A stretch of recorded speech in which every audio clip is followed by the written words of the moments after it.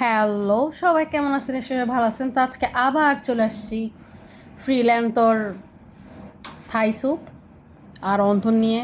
ভাই, আজকের দিনটায় আমার ডায়েটের কি বলতাম, আর যাই হোক, খুবই জঘন্য জঘন্য আজকে খাবার খাইছি, মানে যেগুলো আর প্রচুর পরিমাণ ফ্যাট। এই স্যুপে তো আমার ঘৃণা চলে আসছিল, এখন আমাকে জবরদস্তি করে দেওয়া হয়েছে, তো একটু টেস্ট করে দেখতেছি। মানে ওদের স্যুপটার সমস্যা কি জানেন? এখানে না সসে মিষ্টির পরিমাণ বেশি থাকে।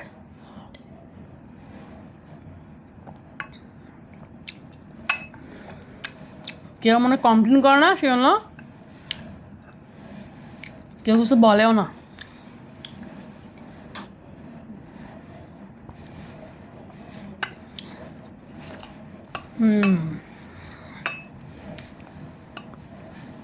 লেমন গ্রাস, গালাঙ্গা, আদা, এটা হচ্ছে আদা আর এটা হচ্ছে গালাঙ্গা। এই যে গালাঙ্গা, গালাঙ্গা হচ্ছে যারা বুঝছে বুঝছে, বাট যারা জানে না গালাঙ্গা জিনিসটা কি, এটা হচ্ছে একটু রেডিশ টাইপের আদা, চাইনিজ আদা। এরপর মাশরুম, বাটার মাশরুম, শাঁকা চিংড়ি। আচ্ছা, এটা কিন্তু শাঁকা চিংড়ি, এগুলো একমাত্র ওই থাই জিনিসগুলোতে বেশি ইউজ হয় এবং এটা আলাদা একটা স্মেল থাকে। এটার কারণে থাই যে কোনো নাস্তার টেস্ট তুলনামূলকভাবে ভালো হয়। সেটা আমি পরে খেয়ে নিব। তো একটু এটার রেটিংটা হচ্ছে যে 6। এটার স্যুপটা আমার আসলে সব বলবো না, কারণ ওদের মিষ্টি হয় অলওয়েজ। এবার তো রন্ধনটা নিয়ে একটু বলি। রন্ধনটা ভালোই, এর আগেও খাইছিলাম।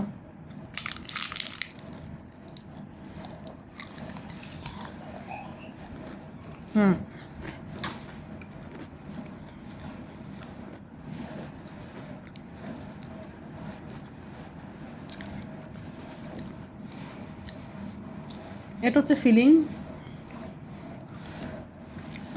কাঁচামরিচ, গাজর, পেঁয়াজ, ডিম, চিকেন, সাথে শিম।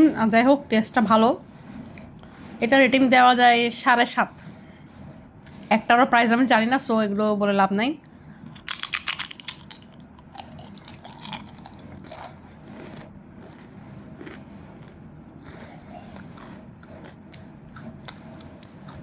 ফ্রিল্যান্সর সহজ অ্যাড্রেস হচ্ছে পতাঙ্গা স্টেশন, যেটা নেভাল এভিনিউ,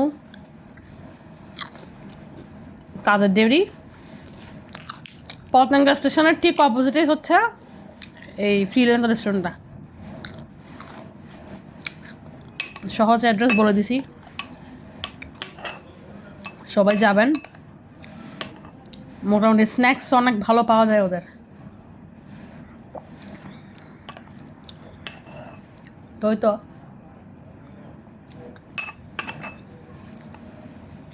রাখি তাহলে, খোদা হাফেজ।